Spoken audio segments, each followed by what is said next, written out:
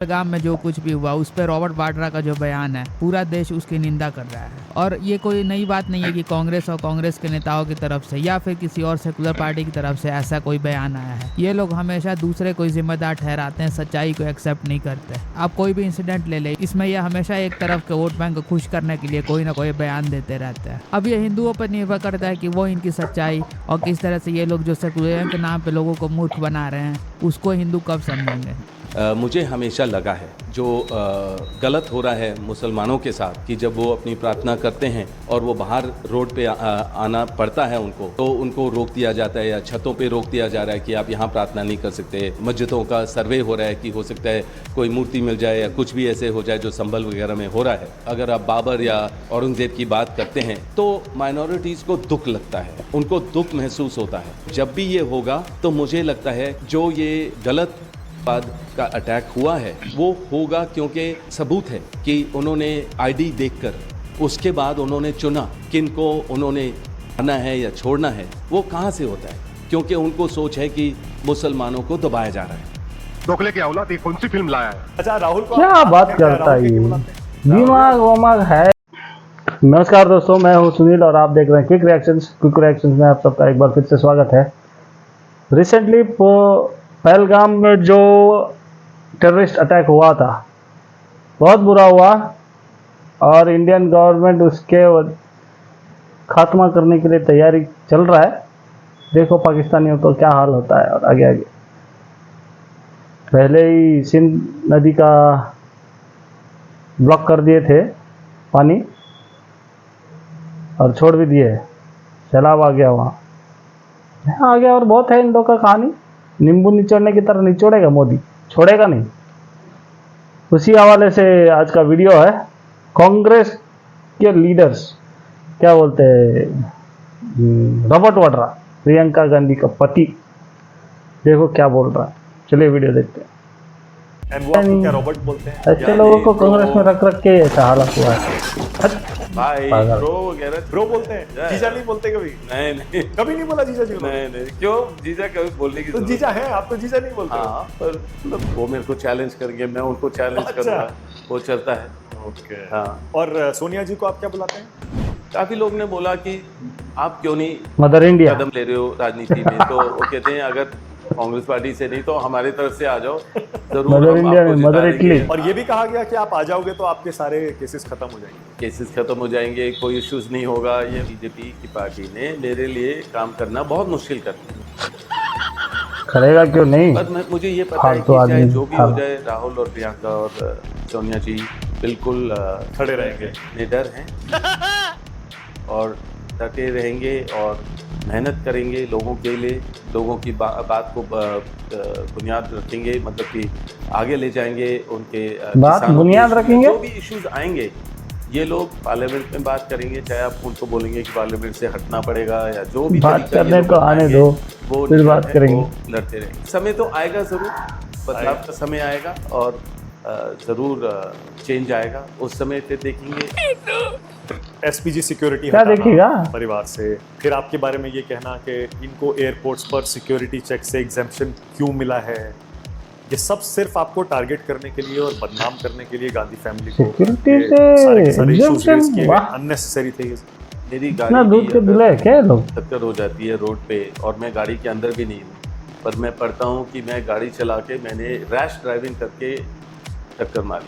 तो ऐसी चीज़ों को मुझे झेलना पड़ता है। पर ये कब हुआ है हिस्टोरिकली अगर आप देखेंगे, अगर मेरा नाम लेकर देखेंगे, रैश ड्राइविंग में उन्होंने गाड़ी ऐसे चलाई, ये है वो है। और अगर कोई जर्नलिस्ट जिससे मैं मिलना नहीं चाह रहा हूँ मेरे घर से मेरे दफ्तर तक आ रहा है और वो मतलब ओवरटेक करने की कोशिश कर रहा है और मैं थोड़ा फास्ट चला लेता हूँ, तो वो भी आ जाता है कि देखो कि उनको रोका गया, मुझे रोका गया क्योंकि मैं ओवरटेक कर रहा था, पर बेसिकली वो जर्नलिस्ट था। एक्टिंग है। आप सोचिए रॉबर्ट वाड्रा भी पकड़ा गया है। ये जो रॉबर्ट वाड्रा, ये सिकोपुर गांव में हरियाणा में इन्होंने जमीन ली, इन्होंने लगभग 3.5 एकड़ को जमीन खरीदी। कितने में खरीदी? ये 7.5 करोड़ में खरीदा और उसके 3 साल बाद उसको बेच दिया डीएलएफ को 58 करोड़ में। ये राहुल गांधी और रॉबर्ट वाड्रा को भेजना चाहिए हार्वर्ड यूनिवर्सिटी में कि कैसे बिना जेब में पैसा लिए कैसे 100 करोड़ रुपए कमाया जाए। ये दोनों बता सकते हैं, पढ़ा सकते हैं। आप बताइए 7.5 करोड़ रुपए में जमीन खरीदी और बेचा 58 करोड़ में, और बाद में मालूम पड़ा कि 7.5 करोड़ भी नहीं दिया था। डीएलएफ को बेचा था, डीएलएफ के ही पैसे को लेकर के 50 करोड़ डीएलएफ से दिया था, उसमें 7.5 करोड़ फिर डीएलएफ को दे दिया और फिर 58 करोड़ में डीएलएफ को बेच दिया। ऐसे कैसे हुआ? क्योंकि वो लैंड यूज चेंज किया, लाइसेंस नहीं था वहां कॉमर्शियल प्रॉपर्टी बनाने की। तो डीएलएफ को कई 100 करोड़ रुपए खर्च करने पड़ते। भूपिंदर हुड्डा जी उस समय कांग्रेस के मुख्यमंत्री थे, उनको देने पड़ते। उन्होंने कहा ये हुड्डा जी पे खर्च क्यों करूं, दामाद को ही पकड़ लेता हूं, पूरा परिवार तो यही काम कर रहा है। तो उन्होंने दामाद को पकड़ लिया और दामाद ने बोला तुम मुझे 50 करोड़ दे दो, मैं तुम्हारा लैंड यूज चेंज कर देता हूं। 50 करोड़ दिया, 7.5 करोड़ वापस किए, 50 करोड़ जेब में, लैंड यूज चेंज, बल्ले बल्ले। आप क्रोनोलॉजी समझ लीजिए। I mean, are you serious? Are you serious? Are you serious? Are you serious? Idiot, it's a mistake. Sir, these questions are being asked repeatedly. Put your camera off. Are you nuts? What's wrong with you? Sir, these are legal questions. ये लोगों की सोच है कि जैसे ही Rahul leader of opposition है, opposition के लिए बोलते हैं, लोगों के जो देश की जनता है उनके हित में बोलते हैं, तो बीजेपी ज़रूर उनको रोकते हैं। हम रिश्ते रखते हैं, बीजेपी रिश्ते तोड़ते हैं। वो अपने खुद अपनी जो शादी है या जो मैरिज होता है उसी को वो महत्व नहीं देते हैं, तो वो क्या दूसरों को सिखाएंगे कि किस तरीके से अपने रिश्ते अपनाने चाहिए। पर मुझे लग रहा है कि ज़रूर बहुत सारे मुद्दे हैं देश के जो जिस पर बीजेपी ध्यान नहीं दे रही है।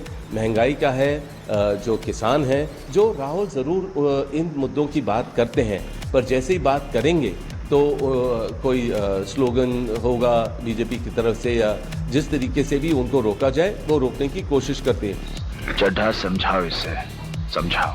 कांग्रेस का हाथ हमेशा पाकिस्तान प्रायोजित इस्लामिक वादियों के साथ, चाहे 26/11 हो तब भी पाकिस्तान को क्लीन चिट देने का काम कांग्रेस ने किया, समझौता में किया, पुलवामा में किया, और अब सोनिया गांधी और राहुल गांधी के इशारे पर रॉबर्ट वाड्रा ने जिस प्रकार से पहलगाम में जिस प्रकार से पाकिस्तान को न केवल क्लीन चिट दी बल्कि उन्होंने टेररिज्म को जस्टिफाई करने वाला स्टेटमेंट दिया। कहा कि क्योंकि ये हिंदुत्व की राजनीति हो रही है, क्योंकि मुस्लिम इनसिक्योर फील कर रहे हैं तो टेररिस्ट ये कर सकते हैं। इसका मतलब क्या हुआ? जैसे 26/11 में हिंदुओं पर दोष डाला गया और पाकिस्तान जैसे वो कर सकते हैं हम भी कर सकते हैं, वही स्टैंडर्ड होगा देखो। प्रोसीजर आज जो अपनाया गया है, निश्चित रूप से पाकिस्तान आज खुशियां मना रहा होगा, क्योंकि जो नैरेटिव और स्क्रिप्ट वो देता है, कांग्रेस पार्टी 370 पर, सर्जिकल स्ट्राइक में, बालाकोट एयर स्ट्राइक में और अब पहलगाम में वही स्क्रिप्ट बोलती है। पाकिस्तान इसका निश्चित रूप से अंतर्राष्ट्रीय मंच पर इस्तेमाल भी करेगा। नाइस। तो पहलगाम इंसिडेंट पे जो कुछ भी रॉबर्ट वाड्रा ने कहा उससे उन्हीं के तो ये था भाई आज का वीडियो। वैसे इसको तो कुछ ये सबक सिखाओ वाड्रा को, वडेरा को, बातें करती रहती है, वड़ा डालने जाओ, वड़ा। आश्चर्य की बात नहीं है। हमेशा कैसा लगा आप सब लोग को ये वाला वीडियो? अच्छा लगा तो प्लीज लाइक शेयर और सब्सक्राइब कीजिए। मिलते हैं अगले वाले वीडियो पे। जय श्री राम। और भारत को हमेशा बदनाम करने की कोशिश कर